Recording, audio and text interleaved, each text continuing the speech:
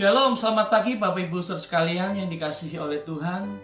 Pada pagi hari ini saya akan menyampaikan renungan firman Tuhan dengan judul Dasar Kerohanian yang Kuat. Mari kita akan membaca di dalam Lukas pasal yang ke-6 ayat yang ke-49. Akan tetapi barang siapa mendengar perkataanku tetapi tidak melakukannya, ia sama dengan seorang yang mendirikan rumah di atas tanah tanpa dasar. Ketika banjir melanda, rumah itu segera roboh dan hebatlah kerusakannya. Ada 3 hal yang ingin saya bagikan kepada saudara.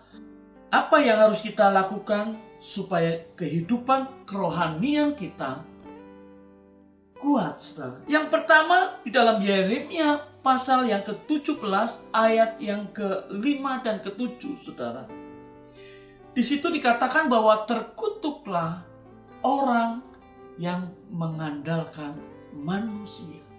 Kenapa kita terkutuk, saudara? Karena manusia tidak lebih dari hembusan nafas. Manusia tidak lebih daripada debu, saudara.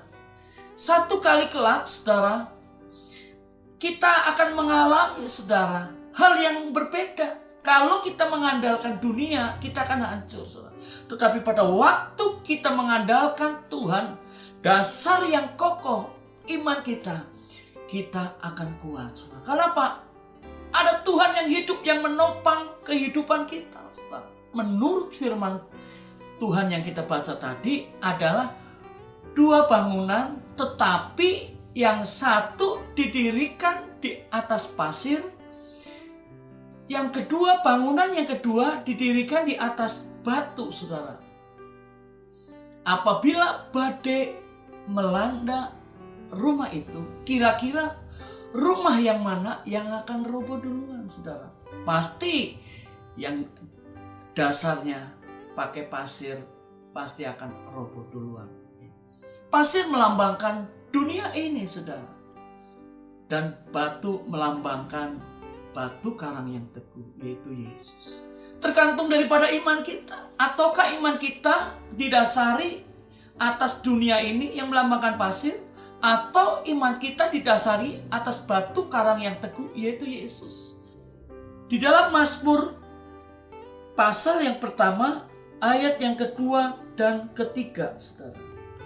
Berbahagialah orang yang tidak berjalan menurut nasihat orang fasik, yang tidak berdiri di jalan orang berdosa, dan yang tidak duduk di dalam kumpulan pencemooh, tetapi yang kesukaannya Taurat Tuhan dan merenungkan Taurat itu siang dan malam. Ia seperti pohon yang tertanam di tepi aliran air, yang akan menghasilkan buahnya pada musimnya, dan yang tidak layu daunnya, apa saja yang diperbuatnya akan berhasil, saudara.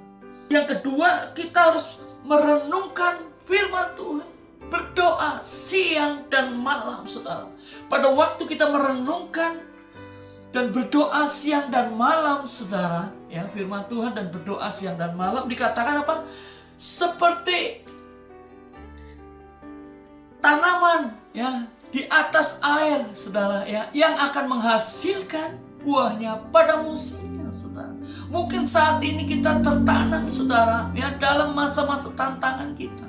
Tetapi kita percaya, ya, satu saat, saudara, tanaman yang kita tanam, saudara, akan menghasilkan buah yang manis.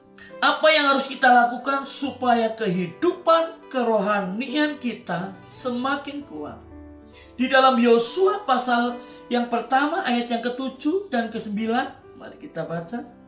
Hanya kuatkan dan teguhkanlah hatimu, dengan sungguh-sungguh bertindaklah hati-hati sesuai dengan seluruh hukum yang telah diperintahkan kepadamu oleh hambaku Musa. Janganlah engkau menyimpang ke kanan dan ke kiri, supaya engkau beruntung kemanapun engkau pergi. Janganlah engkau lupa memperkatakan kitab Taurat ini, tetapi renungkanlah itu siang dan malam, saudara, ya. Jadi kuatkan dan teguhkanlah hatimu. Jangan menyimpang ke kiri atau ke kanan. kita akan melihat mujizat Tuhan terjadi dalam rumah tangga kita, dalam pekerjaan kita, dan dalam pelayanan kita. Mari kita berdoa.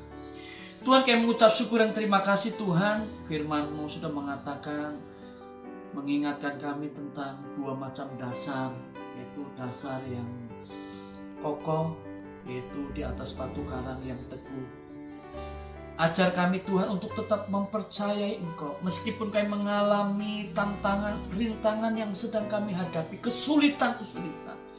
Tetapi justru di dalam kesulitan masalah itu, kuasa-Mu menjadi sempurna dalam kehidupan kami. Ajar kami Tuhan untuk tumbuh menjadi dewasa di dalam Engkau. Lalu kami akan beraktivitas pada pagi hari ini Tuhan, kami menyerahkan seluruh kehidupan kami Tuhan, hanya dalam nama Tuhan Yesus Kristus. Haleluya. Amin.